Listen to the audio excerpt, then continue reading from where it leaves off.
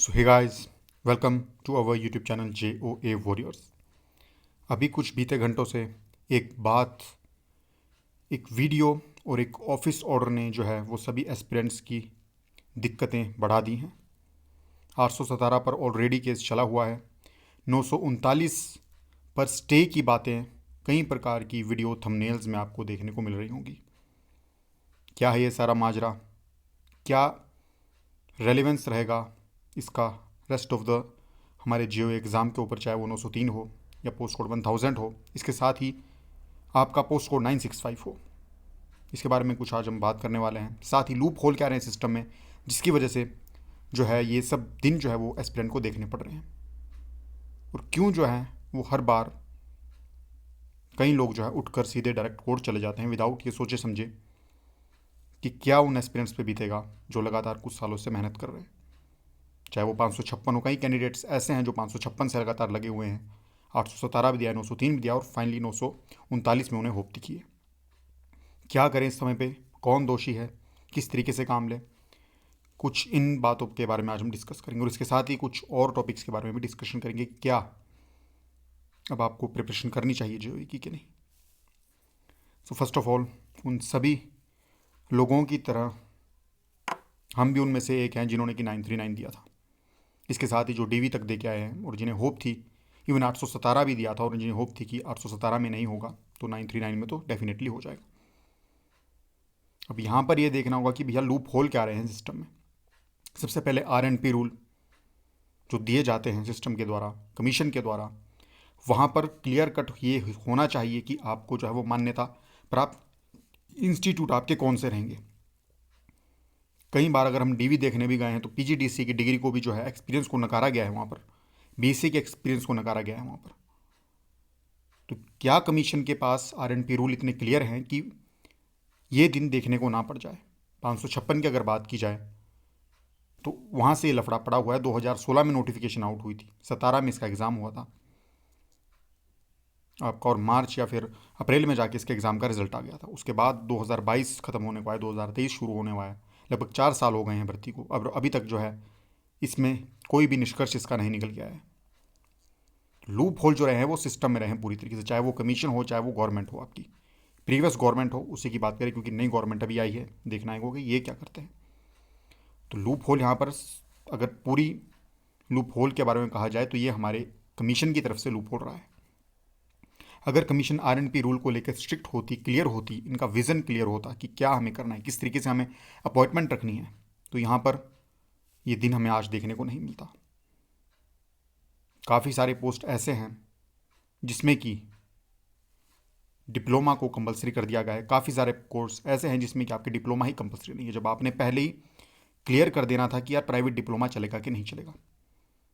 556 में बात कर रहा हूँ। अगर आपका प्राइवेट डिप्लोमा चल रहा है कि नहीं चल रहा है, उसे आप पहले ही अपने RNP रूल में क्लियर कर देते। या फिर जब आपने एस्पिरेंट्स के डॉक्यूमेंटेशन, या फिर आप जब एग्ज़ाम अपना एस्पिरेंट एग्ज़ाम फिलअप करता है, एप्लीकेशन फॉर्म भरता है, उसके लिए अप्लाई करता है, तो उस समय आपने वो ऑप्शन ही नहीं देना था वहाँ पर। अगर उसी समय उनके फॉर्म रिजेक्ट कर दिए जाते वहाँ पर तो आज ये नौबत नहीं पड़ती।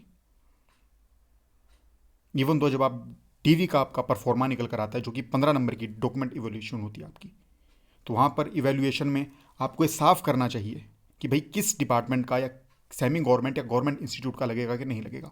क्या सिर्फ गवर्नमेंट इंस्टीट्यूट का एप्लीकेबल होगा कि सेमी गवर्नमेंट को हमें नहीं लेना है? तो आप 15 नंबर की DV में आपके पास एक और चांस रहता है, क्योंकि DV की जो आपके परफॉर्मा दिया जाता है वो डॉक्यूमेंटेशन से तकरीबन आप मान के चलो कि 1 महीना पहले तक दे दिया जाता है। तो वहाँ पर आपको क्लियर करना चाहिए कि यार क्या प्राइवेट इंस्टीट्यूट के आपके डिप्लोमे मान्य होंगे कि नहीं होंगे। खैर अब तो जो है वो DV को ख़त्म कर दिया गया है, परंतु उस समय ये किया जाना चाहिए था। इसके साथ ही अगर ये कोर्ट में मैटर गया है तो हाई कोर्ट को स्ट्रिक्ट एक्शन लेने चाहिए थे कमीशन के अगेंस्ट, कि आपके जब RNP रूल नहीं है, इवन दो कि गवर्नमेंट को भी यहाँ तक घसीटा जाना चाहिए था कि जब आपके RNP रूल क्लियर नहीं है तो आप किस बेसिस पे जो है वो वैकेंसी निकाल रहे हो। First of all you have to clear your own RNP rules. आपको पता ही नहीं है, लास्ट टाइम आपने 939 का पेपर आपने कंडक्ट कराया, 100 नंबर का आप पेपर कंडक्ट करवा चुके हो, आपको ये आइडिया नहीं है कि आपने DV करवानी है कि नहीं करवानी है। कोई आइडिया नहीं है आपको। 939 के बाद 100 नंबर का पेपर करते हो, एस्पिरेंट की पूरी कोशिश रहती है कि भाई वो ज़्यादा से ज़्यादा नंबर, इवन तो अपनी जो मेहनत के नंबर होते हैं उनको क्लियर करके जो है वो रिटर्न के नंबर लेकर आएगा। परंतु यहाँ पर एक और लूप होल देखने को मिला कि 939 में 100 नंबर का पेपर होने के बावजूद आपने डीवी लेकर आया, और गवर्नमेंट की तरफ से ये दिशा निर्देश दिए गए। किस लिए दिए गए, क्यों दिए गए, कोई पता नहीं, जवाबदेही कोई नहीं है। 817 के कैंडिडेट्स के बारे में बात की जाए तो कब से वो लोग जो हैं वो कोर्ट के चक्कर लगा रहे हैं। 556 की बात की जाए, मैं बायस नहीं होना चाहता यहाँ पर कि मैं 556 वालों के ऊपर अत्याचार की दृष्टि से देखूँ कि यार उन्होंने गलत किया है। देखिए, नौकरी पाना सबका हक है, परंतु नौकरी पाने के चाह में आप प्रयास करना छोड़ दो, ये गलत है। 556 की अगर बात की जाए तो उन कैंडिडेट्स को मैं ये बात बोलना चाहता हूँ कि यार 556 वाले अगर आप ये वीडियो देख रहे हो कि उनमें से बहुत सारे ऐसे कैंडिडेट हैं जो 2017 के बाद 2022 होने आए, अब तक जो है वो किसी जगह पर सेटल डाउन हो चुके हैं। काफ़ी ज़्यादा ऐसे कैंडिडेट्स हैं जिन्होंने 817 का एग्ज़ाम भी दिया था 556 के बाद, 903 का भी दिया था, और हेड्स ऑफ उन सभी लोगों के लिए जिन्होंने कि हथियार नहीं डाले, जो इस भरोसे पर नहीं रहे कि यार मेरा 556 का होगा, भाड़ में जाए दुनियादारी। तो हेड्स ऑफ उन सभी के लिए, उन सभी लोगों के संघर्ष के लिए सबसे पहले तो मैं दाद देता हूँ लोगों को जिन्होंने कि हथियार नहीं डाले और सिर्फ 556 पर ना डिपेंडेंट हो गए, किसी और जगह सिलेक्शन ले ली। काफ़ी ज़्यादा कैंडिडेट ऐसे हैं, परंतु कुछ कैंडिडेट ऐसे हैं जो जड़ पकड़ कर बैठ गए वहाँ पर कि ना खुद का होने देना है ना इनका होने देना है। फर्स्ट ऑफ ऑल कि जब देखिए कि जब एस्पिरेंट्स में यूनिटी नहीं होगी तो सिस्टम तो हमारा फ़ायदा उठाएगा ही ना। हम सिस्टम को दोषी देते हैं, हम कमीशन को दोष देते हैं कि भाई कमीशन बेकार है, सिस्टम बेकार है, गवर्नमेंट बेकार है। अरे एस्पिरेंट्स में कितनी आपकी स्टेबिलिटी है या एस्पिरेंट्स में आपकी कितनी यूनिटी है, ये तो देखिए आप। एक एस्पिरेंट्स आज की डेट में ये नहीं चाहता कि दूसरा एस्पिरेंट का जो है वो टेस्ट क्लियर हो जाए। क्या आप में यूनिटी है? अगर मैं आज बोलता हूँ कि क्या आप लोग 817 वाले हैं, बेशक चाहे 903 वाले, 939 वाले, क्या सब इकट्ठे होकर कमीशन जा सकते हो? तो नहीं जा सकते। क्यों? क्योंकि यूनिटी नहीं है। 903 वाला ये सोचेगा कि यार मुझे क्या लेना है, मेरा क्या फ़र्क पड़ता है इससे। पर ब्रो, जब तक 817 का रिजल्ट नहीं आएगा तब तक क्या 903 का आ पाएगा? क्या 965 को ही क्लियर कर पाएंगे? तब तक पोस्ट कोड 1000 को, जिसमें एक पोस्ट उसको क्लियर कर पाएंगे क्या? तो जब तक आप लोगों में यूनिटी नहीं रहेगी, एस्पिरेंट में जब तक यूनिटी, कमेंट बॉक्स में काफ़ी सारे एस्पिरेंट आपस में लड़ते हैं, तो क्या यूनिटी रहेगी आपकी? सिंगल आदमी की कोई वैल्यू नहीं रहती है, ये बात याद रखिए आप। भीड़ को देखा जाता है, भीड़ की वैल्यू देखी जाती है, सिंगल आदमी की क्या काउंटिंग करेंगे भैया आप? एक आदमी जाकर कमीशन के बाहर धरना देने बैठ जाएगा तो उससे क्या फ़र्क पड़ेगा? सेक्रेटरीट के बाहर आप जाकर बैठ जाओ, एक आदमी 10 दिन बैठेगा, 20 दिन बैठेगा, 21 दिन बैठेगा, क्या फ़र्क पड़ेगा उससे? एटलीस्ट यूनिटी तो आप में होनी चाहिए भाई। बात करते हैं कि क्या क्या इसमें होना चाहिए था। और अगर गवर्नमेंट की बात की जाए, अगर गवर्नमेंट टाइम से इसमें अपना स्टैंड ले पाती, जो प्रीवियस गवर्नमेंट थी हमारी वो स्टैंड ले पाती, तो क्या आज ये दिन देखना पड़ता हमें? गवर्नमेंट अगर कमीशन को नोटिस दे देती कि यार इतने दिन के अंदर आपको जो क्या करना है, आपको जो रिप्लाई दायर करना है, तो क्या ऐसा हो पाता? जब हाई कोर्ट ने अपने आदेश दे दिए हैं कि भैया डिप्लोमा, प्राइवेट डिप्लोमा वाले को भी जो है वो मान्यता दो, उसके बावजूद कमीशन वाले नहीं मान रहे, तो क्या ये कोर्ट का हक नहीं बनता है कि उनके ऊपर चार्जेस अपॉइंट करे, पेनल्टी उनके ऊपर लगाए? सुप्रीम कोर्ट या हाई कोर्ट की फिर क्या वैल्यू रह जाएगी जब आपको उनके निर्णय को ही नहीं मानना पड़े?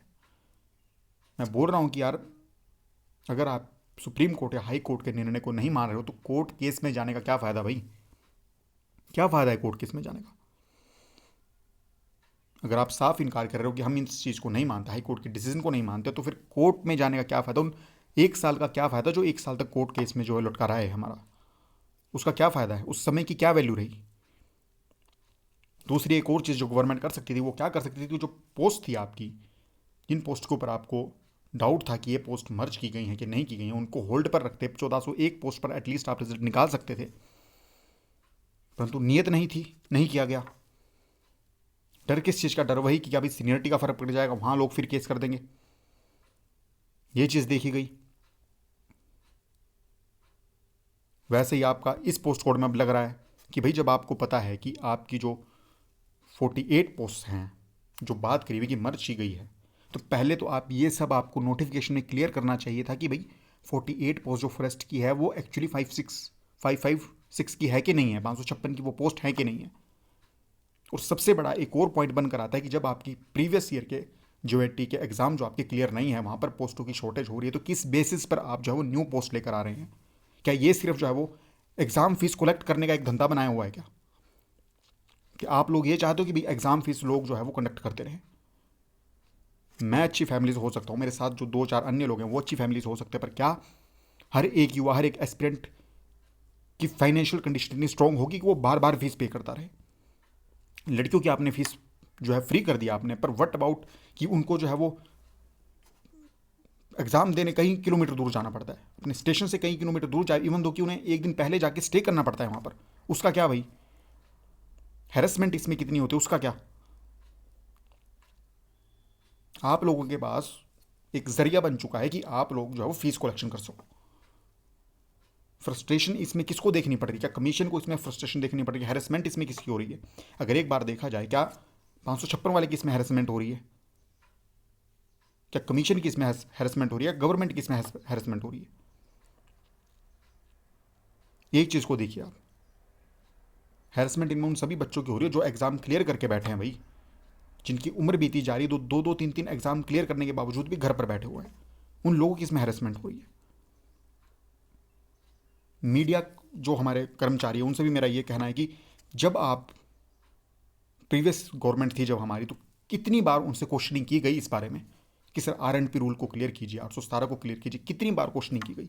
अभी एक दिन पहले जो आपकी है वो बरमाणा में जो है वो फैक्ट्री सील हो गई, वहाँ पर आंदोलन पर लोग बैठ के, एक दिन उन्हें आंदोलन हुआ और मीडिया जो है वो उसे इतनी हाइप से दिखा रही है कि जैसे पता नहीं क्या अनर्थ हो गया देश में, पर देश में क्या अनर्थ हो गया?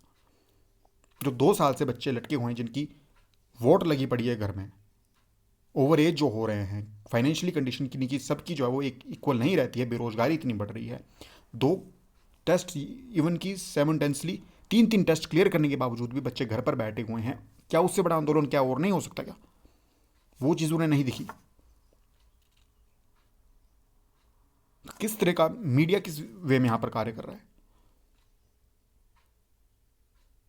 यहाँ पर मीडिया की जो आपके पास एक पावर दिखती है, या मीडिया की जो एक रोल है, वो भी ज़्यादा इसमें काफ़ी ज़्यादा इंपॉर्टेंट रहता है।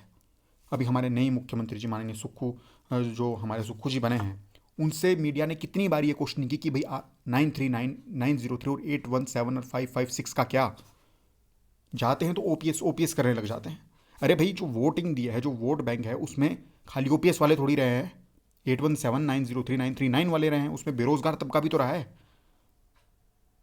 किस मीडिया चैनल ने, मैं ये पूछना चाहूँगा आज मीडिया हैंडल से, कि किस मीडिया चैनल ने ये क्वेश्चनिंग किया वहाँ पर जाकर कि जो आपने बेरोजगारी की 1 लाख वादा किया है, क्या 939, 903, 965 और 817 को क्लियर करके इसकी शुरुआत की जाएगी?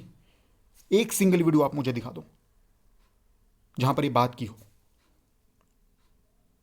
हमारी बात मंत्री या फिर हमारे CM साहब के रखने का जो बीच का मार्ग बनता है वो मीडिया बनता है। क्या मीडिया ने अभी तक इस बात को रिकॉग्नाइज किया है? बताया जा रहा है महिलाओं को 1500 रुपये दे देंगे, ठीक है जी, 300 यूनिट बिजली जो है फ्री कर देंगे, 1 लाख नौकरियां दे देंगे। अरे भाई, कहाँ से दोगे? जो पहले की निकली है एटलीस्ट उनको तो क्लियर करो आप। ओपीएस नचा रखा है, ओपीएस देंगे किसको आप? जब कोई बंदा नौकरी में ही नहीं लगेगा, जॉब में नहीं लगेगा, तो पेंशन का भाई क्या करेगा वो? बोल रही है मीडिया, इतने दिनों से चिल्ला रही है कि ओपीएस बहुत बड़ा मुद्दा है, ओपीएस बहुत बड़ा मुद्दा है। ओपीएस से बड़ा मुद्दा है बेरोजगारी का। पेंशन तो तब लगेगी आपकी जब कोई बंदा नौकरी में लगेगा। अगर कोई बंदा जॉब में नहीं लग रहा है तो भाई किस बात की ओपीएस की मांग कर रहे हो? क्या आप ओल्ड पेंशन स्कीम की बात कर रहे हो उनके लिए? वृद्धावस्था जो आपकी वृद्ध पेंशन है, तब तक तो उनकी वो लग जानी है जब तक उनके टेस्ट क्लियर होने। हर व्यक्ति ये सोचता है कि चलो एक एग्ज़ाम मेरा क्लियर हो जाता है, फिर वो कोर्ट में अटक जाता है, उसके बाद वो सोचता है कि चलो इसको छोड़ो, मैं नेक्स्ट पर फोकस करता हूँ, नेक्स्ट में वो उतने उससे बेहतरीन नंबर लेकर आता है, फिर वो कोर्ट में फंस जाता है। तो उसके लिए दोषी कौन है इसमें? आप ये बताइए कि इसमें स्टूडेंट की या एस्पिरेंट की क्या गलती है? उसकी गलती सिर्फ ये है कि उसने एग्ज़ाम भरा, उसने मेहनत करी, उसने दूर जाकर स्टेशन पर जाकर एग्ज़ाम को दिया, रिजल्ट का वेट किया, उसके बाद टाइपिंग की प्रिपरेशन करी, हमीरपुर जाके टाइपिंग दी, और उसके बाद उसने जो है वो उससे स्टे देखने को मिला। तो उसकी ये सारी गलती उसकी है। क्या भविष्य में जो है और जेवे की वैकेंसी निकलेगी, उससे क्या लोग भरेंगे उसमें? ये देखिए आप, क्या उस वैकेंसी को लोग भर पाएंगे दोबारा? कितनी हमारी बहनें ऐसी हैं भैया जिनके की सेंटर घर से दूर आते हैं और घर वालों से लड़कर वो उन सेंटर पे एग्ज़ाम देने जाती हैं। लड़कों की चलो हम बात एक बारी मान लेते हैं कि चलो लड़के हैं और मैनेज कर लेते हैं, पर कितनी लड़कियां ऐसी हैं भैया जिनको कि दूर जाना पड़ता है एग्ज़ाम देने, और हर बार क्या बोल कर जाती हूँ कि भाई इस बारी हो जाएगा, और उनके दिल पर क्या बीतती है। चलो लड़कों को जो है हम मान लेते हैं कि शादी या मैरिज का इतना प्रेशर नहीं रहता है, 1-2 साल का एक्सटेंशन मिल जाता है, पर उन लड़कियों के सपनों का क्या भाई, जो एग्ज़ाम के जो ये सोचती है कि अगर उनकी जॉब लग जाएगी तो 1-2 साल उन्हें और अपनी एजुकेशन के लिए आगे मिल जाएगा। क्यों जो है वो एस्पिरेंट को हमेशा, कोई भी गवर्नमेंट होती है, कितना भी मीडिया होता है, उनको एस्पिरेंट या स्टूडेंट्स की परेशानियां नहीं दिखती आज तक। क्या एम्प्लॉय ही एक तबका रह गया भाई? एम्प्लॉय कहाँ से बनकर आए आप, ये तो देखिए। अगर कोई एम्प्लॉय है तो वो, उसका पहला स्टेप क्या था एम्प्लॉय बनने का? उसने भी तो कभी एग्जाम क्लियर किया होगा। अगर वो बैकडोर से उसकी एंट्री नहीं होगी तो उसने भी एग्जाम कभी ना कभी तो क्लियर किया होगा, तो वो भी एक एम्प्लॉय भी कभी एस्पिरेंट रहा होगा भाई। परंतु मीडिया की बात की जाए, कमीशन की बात की जाए, गवर्नमेंट की बात की जाए, किसी को इस बारे में पड़ी नहीं है, कुछ नहीं। अब बात रहती है कि भी आगे क्या करना है, तो सबसे पहले एक चीज़ मैं आपको क्लियर करना चाहता हूँ कि भाई इस अफवाह से बचिए कि क्या स्टे लग गया है। स्टे अभी तक नहीं लगा। जब तक कोर्ट के ऑर्डर नहीं आते हैं तब तक जो है स्टे नहीं लगता है। डिफरेंट जो हमारे चैनल होते हैं वो थंबनेल में डाल देते हैं कि भैया स्टे लग गया और काम हो गया, परंतु ऐसा नहीं है। जब तक कोर्ट के आपके ऑर्डर नहीं आएंगे तब तक आपका जो है वो स्टे मान्य नहीं जाएगा। और इसमें एक पॉजिटिव चीज़ ये निकल कर आ सकती है हमारे लिए कि इसका प्रोसेस तेज हो सकता है अब, क्योंकि इसमें 2 से 3 जो है वो केसेस आपस में जुड़ चुके हैं, तो इसका प्रोसेस तेज हो सकता है। एक ये इसमें जो है वो पॉजिटिव चीज़ आपकी निकल कर आ सकती है।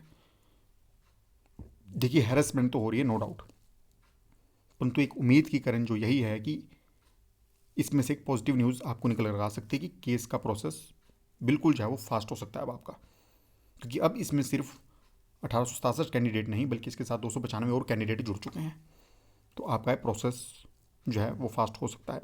एक और जो न्यूज़ मैं आपको बताना चाहता हूँ कि भाई इसका जो 9303 का रिजल्ट है और 965 का जो रिजल्ट है वो तभी आ सकता था आपका, या 939 का, जब लास्ट के जो एग्ज़ाम है वो क्लियर हो पाते, क्योंकि सीनियरिटी का फेर चक्कर पड़ जाएगा। तो अब टाइम तो भाई उतना ही लगना है आपको, टाइम तो उतना ही लगना है। तो इसमें अब ये हो सकता है कि भाई फास्ट जो है वो प्रोसेस फास्ट, थोड़ा फास्ट हो सकता है अब। और ये सही भी है कि अभी क्लियर हो जाए, वरना अगर 1 या 2 साल बाद नौकरी के बाद कोई और महानुभाव जाग गए या कोई और महानुभाव निद्रा से बाहर आ गए तो उनको फिर लगेगा कि भैया केस कर दें। तो ये एक तरीके से देखा जाए तो इस बुरे समय में भी एक पॉजिटिव अप्रोच हमको लेकर ये चलना है कि भाई इससे प्रोसेस जो है हमारा फास्ट हो सकता है। और कट ऑफ के बारे में अगर हम बात करें तो कट ऑफ पे एज सच कोई फ़र्क नहीं पड़ेगा अकॉर्डिंग टू मी। क्यों? क्योंकि इसमें होगा क्या कि भैया पहले आपकी अगर 556 के पक्ष में जाता है तो वहाँ मेरिट रिवाइज होगी, ठीक है जी, वहाँ आपकी मेरिट रिवाइज होनी, उसके बाद 817 का रिजल्ट आएगा तो वहाँ लोगों की अपॉइंटमेंट होनी, तो काफ़ी, उसके बाद 903 का आएगा, 939 आपका सबसे लास्ट में लगा है, तो तब तक जो आपकी क्रीम है निकल के वो एडजस्ट हो जानी है पहले ही। तकरीबन आपका 30 से 40% बच्चा जो है वो ऑलरेडी एडजस्ट हो जाएगा, क्योंकि काफ़ी ज़्यादा बच्चे ऐसे लगे जो 817 से लगे पड़े इसमें, 903 भी है उनका और 939 भी है, तो काफ़ी ज़्यादा स्टूडेंट ऐसे हैं जो ऑलरेडी एडजस्ट हो चुके होंगे। तो वेटिंग लिस्ट से चाहे आपका नंबर पड़े, पर आपका नंबर पड़ जाएगा, इतना घबराने वाली इसमें बात नहीं है। परंतु एक बात ये हमें सोचने को मिलती कि क्या हम जो अब वीडियोस डाल रहे हैं 965 के लिए, क्या हम स्टूडेंट्स के साथ जस्टिस कर रहे हैं? हम उन्हें वीडियो डाल के उनकी प्रिपरेशन बूस्ट करके उन्हें सपने तो दिखा देते हैं कि भाई आपका टेस्ट क्लियर हो जाएगा, 80 नंबर लेके आओ, 82 नंबर लेके आओ, 86 नंबर लेके आओ, आपका टेस्ट क्लियर हो जाएगा, और उन्हें बाद में मिलता क्या है? Court case. तो वीडियो बनाने का भी बिल्कुल मन नहीं करता है कि वीडियो बनाई जाए आगे, क्योंकि एक तरीके से हम झूठे सपने जो है वो एस्पिरेंट को दिखा रहे हैं। क्या बोल के हम आपको प्रिपरेशन करवाई जाए जब सब कुछ आपके सामने पड़ा है? जितने भी एजुकेटर हैं वो, हम तो झूठे ही बोलेंगे खुद को, क्योंकि यार ये बोल के हम आपको प्रिपरेशन करवाते कि यहाँ से आपका क्वेश्चन आ जाएगा, यहाँ से क्वेश्चन आ जाएगा, और वो क्वेश्चन आता भी है, फिर आप 80 या 82 नंबर लेकर आते हो और लास्ट में क्या मिलता है? Court case. तो बात यह है कि क्या अब वीडियो लाई जाए। तो अगर आप 965 की कैंडिडेट हो तो आप बताइए कि क्या प्रिपरेशन को कंटिन्यू रखा जाए, क्योंकि ऐसे समय में खुद के ऊपर भी ग्लानि वाली अनुभूति होती है कि यार क्या हम जो है वो स्टूडेंट के साथ जस्टिस कर रहे हैं? क्या व्यूज़ के चक्कर में हम किसी के भविष्य के साथ खेल सकते हैं? क्या हम आपको सही गाइड भी कर रहे हैं कि नहीं कर रहे हैं?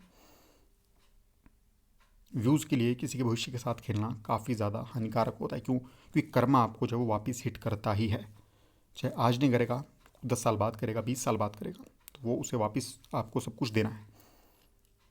सबसे बड़ी एक और बात कि जो ये लोग कोर्ट केस कर रहे हैं, इनके बैकग्राउंड को भी देखना चाहिए कि क्या ये जेन्युइन भी है कि नहीं, क्या इसमें पॉलिटिकल मुद्दा है कि नहीं है कोई, क्या इसमें पॉलिटिक्स का कोई हाथ तो नहीं है, बैकडोर का कोई हाथ तो नहीं है इसमें, क्या भर्ती को जानबूझकर तो नहीं लटकाया जा रहा है। ये चीज़ भी इसमें देखनी चाहिए, ट्रांसपेरेंसी इसमें बिल्कुल होनी चाहिए। सोचने वाली ये बात है कि जो व्यक्ति या जो जिन आधारों पर लोग इतनी फीस दे रहे हैं कि वो 1 से 1.5-2 लाख रुपया जो आपका दे रहे हैं वकील को कोर्ट लड़ने के लिए, तो क्या उनको ज़रूरत है JOIT की, क्या उनको 12,000 रुपये की ज़रूरत है? ये चीज़ भी आपको देखनी चाहिए। आजकल कोर्ट जाना ऐसा हो गया है कि जैसे सुबह उठ के कोई बाथरूम या टॉयलेट चला जाता है, इस तरीके के लोग आजकल कोर्ट में चले जाते हैं। जॉब करना आज की डेट में काफ़ी ज़्यादा मुश्किल हो चुका है। एक समय था जब न्यायालय का दरवाज़ा लोग न्याय के लिए खटखटाते थे। आज आपको न्याय कब मिल रहा है? 556 वालों की बात करूँ तो 4-5 साल लग गए उन्हें, अभी तक उन्हें न्याय नहीं मिल पा रहा है। और हम जैसे लोग जो 939 में फटे हैं, वो न्याय की लिस्ट में जो है वो कोर्ट के चप्पल या दरवाजे घिसना शुरू कर देंगे। तो एक चीज़ ये भी देखी जानी चाहिए, ट्रांसपेरेंसी होनी चाहिए कि भाई जो बंदा केस कर रहा है उसका बैकग्राउंड क्या है, फाइनेंशियली कंडीशन उसकी क्या है, क्या उसमें उसे कोई जो है वो ऊपर से एड तो नहीं आ रही है, क्या उससे पॉलिटिकल उसका हाथ तो नहीं है कुछ। तो ये चीज़ें भी जो है उसमें क्लियर होनी चाहिए। और कमेंट में आपने मुझे बताने कि क्या 965 की हम जो प्रिपरेशन कर रहे हैं उसे कंटिन्यू रखना है कि नहीं रखना है। क्योंकि भाई हम जो है व्यूज़ के चक्कर में किसी के भविष्य के साथ नहीं खेल सकते, किसी की इमोशन के साथ जो है वो नहीं खेल सकते। इसलिए इस चैनल पर आपको जीके की ना एक वीडियो मिलेगी, ना आपको जो है वो किसी और टॉपिक की एक वीडियो मिलेगी। यहाँ पर आपको सिर्फ जो है इससे रिगार्डिंग ही जो है वीडियो देखने को मिलती है, वो भी खाली प्रिपरेशन के रिगार्डिंग, कोई फालतू वीडियो नहीं देखने को मिलती। तो बताइए कि क्या वीडियो को कंटिन्यू रखा जाए, क्योंकि भाई अपना दिल अब बिल्कुल टूट चुका है, अपना दिल बिल्कुल हट चुका है अब प्रिपरेशन से। क्योंकि क्या फ़ायदा, 3-4 साल से हम लगातार पढ़ रहे हैं, प्रिपरेशन भी करवा रहे हैं, पर क्या फ़ायदा जो आपका जो है वो लास्ट में कोर्ट केस के ही धक्के खाने। तो कमेंट बॉक्स में अपनी राय बताइएगा कि भाई क्या किया जाए ऐसी घड़ी में। और प्लीज़ यूनिटी दिखाइएगा, चाहे वो 965 के कैंडिडेट हो, 903 के कैंडिडेट हो, 817 के कैंडिडेट हो, प्लीज़ आप यूनिटी दिखाइएगा। अगर आप एक साथ इकट्ठे होंगे तो जाकर आपकी आवाज़ को सुना जाएगा, एक आदमी के चिल्लाने से कुछ नहीं बनेगा। यूनिटी दिखाने का समय इस समय हो सके तो गवर्नमेंट के पास जाइए, उनके दरवाजे खटखटाइए कि भाई क्या हो सकता है, और उनको अवगत करवाइए इससे। अगर आप मीडिया के भरोसे बैठे रहोगे तो भैया पता है आपको, मुझे कहने की कोई आवश्यकता नहीं है, सब कुछ आपके सामने है। खुद जाना पड़ेगा, खुद इसके लिए स्टैंड लेना पड़ेगा, तब जाकर बात बनेगी। अदरवाइज़ आप किसी दूसरे के भरोसे बैठे रहोगे तो ये काम होने वाला नहीं है। आज लिख के लीजिए आप मुझसे। परंतु हाँ, प्रोसेस फास्ट जल्दी हो सकता है इसका, और काफ़ी फास्ट इसका प्रोसेस हो सकता है अब, क्योंकि इसमें एक और केस आपका जुड़ चुका है। तो ये एक एस्पिरेंट की आवाज़ थी जो आप सुन रहे थे। आई होप आपको जो है वो थोड़ा रिलीफ मिलेगा, और आपके लिए हमेशा हम साथ में आपके तत्पर खड़े हैं। मुझे फ़र्क नहीं पड़ता है कि क्लरिकल निकल रहा है, कोई और पोस्ट कोड निकल रहा है, कौन सा निकल रहा है, हम जो एस्पिरेंट के साथ हमेशा खड़े रहें यहाँ पर। गवर्नमेंट चाहे किसी की भी हो, अगर कोई काम अच्छा करेगा, कोई एस्पिरेंट के लिए भला सोचेगा, तो हम उसके साथ 24 आवर खड़े हैं। किसी प्रकार का आपको सपोर्ट चाहिए, आप कमेंट बॉक्स में बता सकते हो, अपना सजेशन कमेंट बॉक्स में दे सकते हो। और हाँ, कमेंट बॉक्स में एक दूसरे को गाली गलौज या फिर लड़िएगा झगड़िएगा नहीं किसी से। यूनिटी का समय है, यूनिटी दिखाइएगा, क्योंकि union is a strength. Unity में शक्ति होती है, आपकी एकता में जो है वो शक्ति होती है। तो कुछ इस तरीके की वीडियो थी, कुछ इस तरीके इसमें पॉइंट थे। हो सके तो ज़्यादा से ज़्यादा लोगों तक इस वीडियो को शेयर कीजिएगा, क्योंकि काफ़ी ज़्यादा लोग इस समय डिप्रेशन में हैं, डिप्रेस्ड हैं। तो भैया आप अकेले नहीं हो, लगभग 2,500 के लगभग आपके कैंडिडेट आपके साथ हैं, और हम सब एक हैं, हम सब एस्पिरेंट और हम सब एक हैं, चाहे वो 903 की बात क्यों ना हो। क्योंकि भाई आपका रिजल्ट भी तब तक नहीं आएगा जब तक पिछले क्लियर नहीं होंगे। तो एक साथ मिलकर चलना है, जो भी होगा इकट्ठे आकर देखना है, क्योंकि ये सब किसी एक आदमी के साथ नहीं हो रहा है, 2 आदमी के साथ नहीं हो रहा है, किसी एक पोस्ट कोड के साथ नहीं हो रहा है, हज़ारों युवाओं के साथ ये हो रहा है। हेट कहीं पर नहीं बढ़ाइएगा, किसी भी पर्टिकुलर आदमी के खिलाफ हेट मत दीजिएगा, जिसने केस किया है उसके खिलाफ भी हेट मत दीजिएगा। न्यायालय सभी के लिए खुला है, वो उसका उपयोग कर रहे हैं। हेट नहीं दीजिएगा, यूनिटी का समय है, यूनिटी दिखाइएगा। धन्यवाद, थैंक यू सो मच। जय हिंद, जय भारत, जय हिमाचल।